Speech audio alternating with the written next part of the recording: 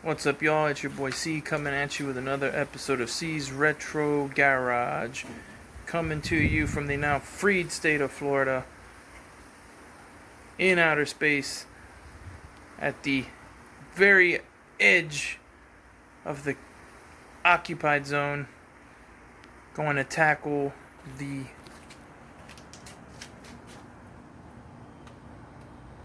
water reservoir.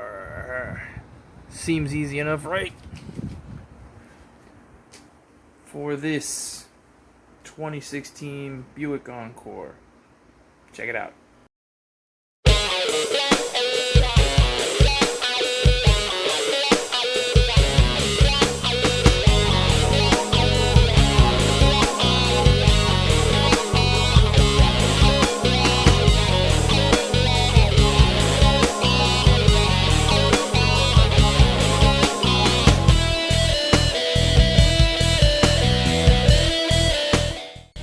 Alright, so we got the water reservoir. There's only 3 tools you really need for this guy, which is just a pair of pliers, multi-purpose screwdriver, and any little type of claw to pull up the plastic tips. So what's wrong with it? It looks fine, right? Well, a slight thing wrong with it. Now, I'm pulling back the little hose here. You can see already what happened. See the tip cracked, so this has gone brittle. I don't know how well you can see this here. I'll try to zoom in a little better, but this is actually cracked. If you look down, I don't know if I can get any good lighting on it. Try to kind of play with it there. You can see the tip of this guy already broke off. So what's happening is it's causing a leak. Now it's not a horrible leak, but it will, of course, with time get worse and worse and worse and worse. So it's time to replace this guy. It's not very difficult. Like I said, this is pretty much all the tools you'll need, and you should be able to knock this bad boy out. What we'll do is replace it. We have the new tank. These are our wonderful little Korean tanks, and we got a nice American tank there for it. Take its place, and you'll see the difference in the quality once I bring it up. So basically loosen the hoses, do the best you can to preserve the fluid, and reuse it, and then if we have to burp it later, we will. Stand by. Here's your comparison of a brand new American made tank. I believe this was the Dorman one. You can definitely tell just the type of plastic you're looking at compared to this guy that came from the factory. So this should be an AC Delco one. As you can see, healthy tip versus broken tip. That's going to be where your 2 screws are. This is actually there is like a bit of a hook there where this part here it's gonna hook into place like that, and then here's the outlet, or is this the inlet? Fuck if I know. But yeah, it shouldn't be too bad. So pretty much, you loosen your clamp here, loosen your clamp there, take your screws off. Screws are pretty easy. Grab this tool.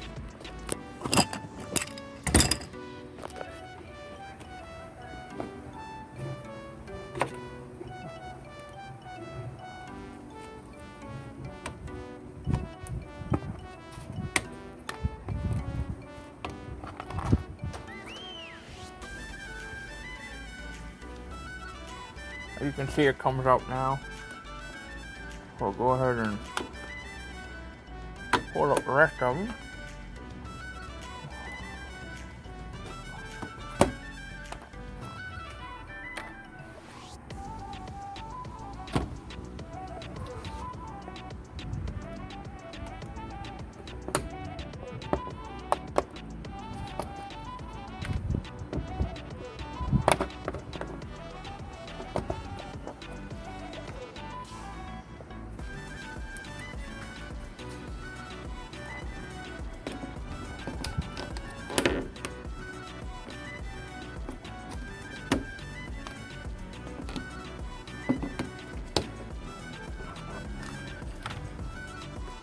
Okay.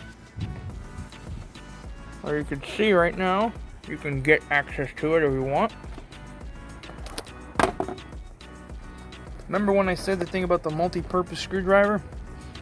I was wrong. From the looks of it, that's a 10mm socket. So, actually one less tool. You don't need the screwdriver, you just need a 10mm socket. So let's go grab one, knock this boy out, and let's get this thing replaced. Okay, in case some of you were interested, if you want to really take a look and make sure there's no kind of crap in there, this is where the coolant comes in. Now, this plug here, okay, this pulls out. It's held by this pin. I have done a few of these, but now we can really take a look, see if there's any crap in there. Looks like there might be. Just want to see what this is. Looks like it could have been a little piece of the plastic. Or feel free to just go ahead. I know some people will freak out if I said it, but stick your free hand in there. Okay. Just remember, it is antifreeze. There's a hose over there, so I'm gonna go rinse my finger off real quick. But this is just to make sure there's no obstruction in the line. I have a big long screwdriver, as you can see. Cleared it, and that should take care of that part. Just in case you were curious how that was going to be done. Alright, so just putting this guy back in, just remember it goes out this way here. Yeah, you're going to lose a little bit of coolant, but whatever. So just pop them back in. You grab your the little pin here. That's what this guy looks like. You kind of just do it by feel. You feel where it goes, and you just kind of force it in there best you can. Sometimes you got to give it a little whack. That's okay. This one was actually, there's a couple ways you can go with that there. That's pretty much it. You can see you put the pin in right there. For those you didn't, I might have missed the camera there. Here's the pin here. Pretty much that's it. You know, that's pretty much it, guys. That's all she wrote. Now, if you ever catch any leaks, it's good to dry this off, just in case when you run the system, so you can see if there's any coolant leaking through this. I don't anticipate there will be anything, because this one was pretty solid, pretty well. This is a pretty cheap part, I believe. Cake to replace. Sometimes the gasket on here actually does go, and believe it or not, I think I've done a couple of these where I've used a O-ring from an AC compressor to re-gasket it, double up on the gasket, and it works beautifully. So now it's just a matter of draining this guy. So with this guy, pretty much to conserve the fluid, just put it on a tilt. Probably gonna lose some anyway. No big deal. Grab your pliers. This is definitely Spring's last hurrah. So, any of you guys familiar with these know these can sometimes shoot back at you. That's it. Pretty much pull this guy off. Try to stand them up as straight as you can, so you lose the least amount of coolant possible. There'll be some that'll fall out the hose, that's okay. Pull this guy out. We'll put this coolant right back into the new one. And this one, well, I'll probably save the cap. Yes, you never know. So let's go get the new one. So here's the new one in place. Remember to slide it in. The bolts go here. Simple enough, right? Just our plain old 10mm bolts.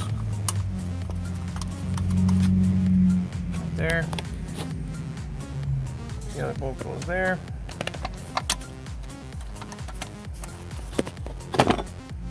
Grab our little socket wrench.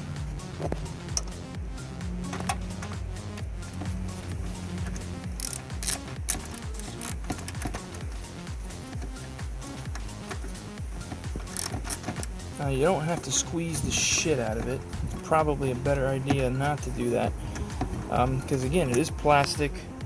Remember that the temperature does get high, even though you have this, remember these are turbos. It does get hot in there. You don't have to tighten it too much, but it does get hot in here. They are turbos, even with the heat shield. So, parts like this tend to get brittle.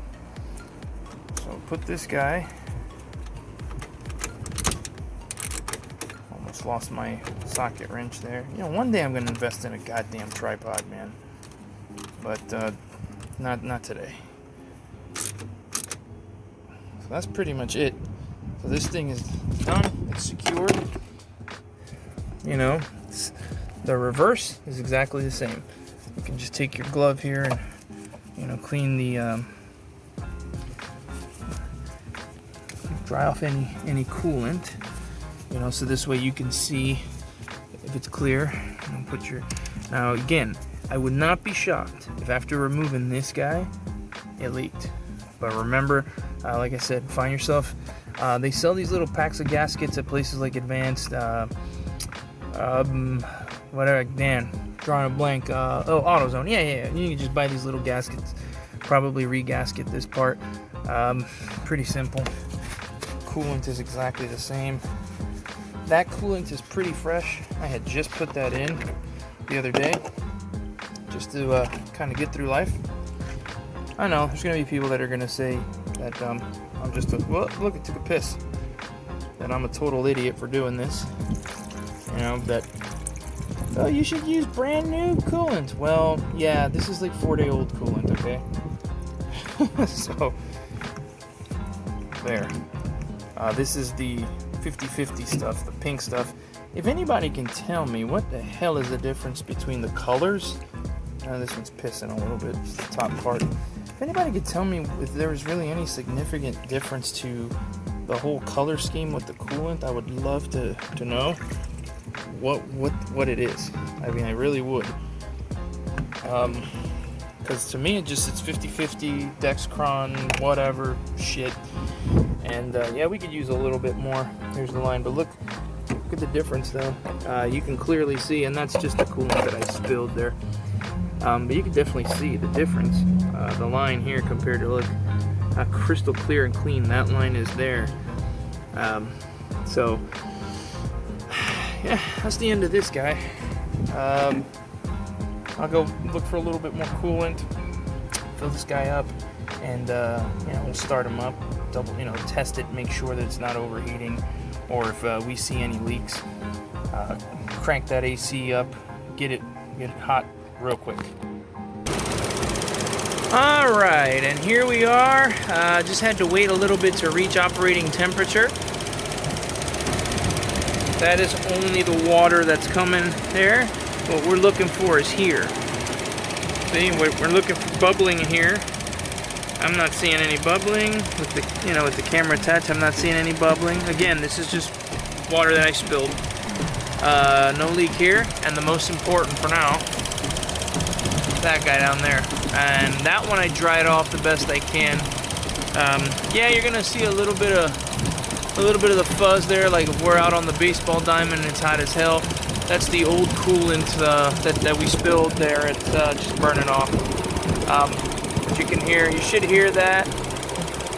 That's that extra kick right there.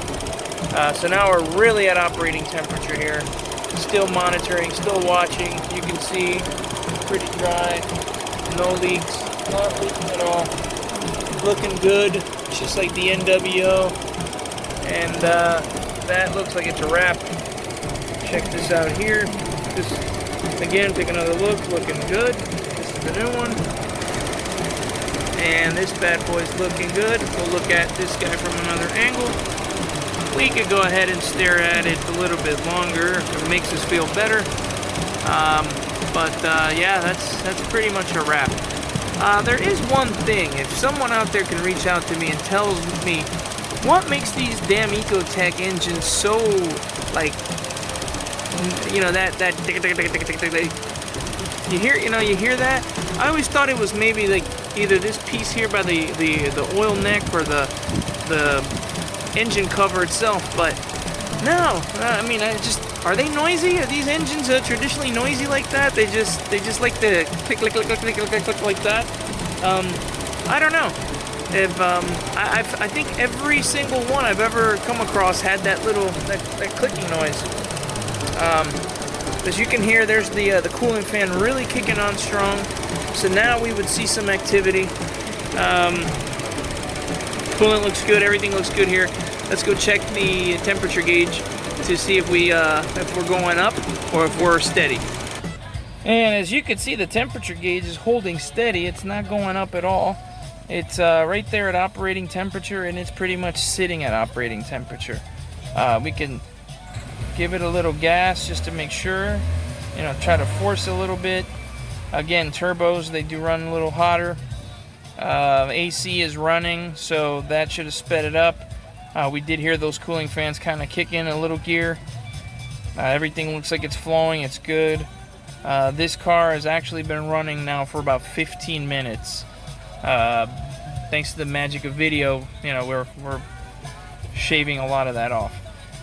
But so far so good. Everything looks good, and we could take one more look under the hood, you know, to satisfy our desires. I'm not going to bore you through that process. I'm going to go ahead and stop this part of the video here, and this is a wrap. And that is all she wrote, everyone. So for all of you guys out there, thanks for checking out our video. Hopefully everything's much better where everyone else is at.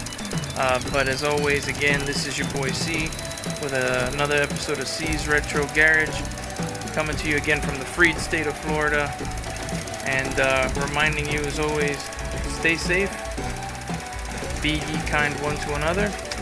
Peace out.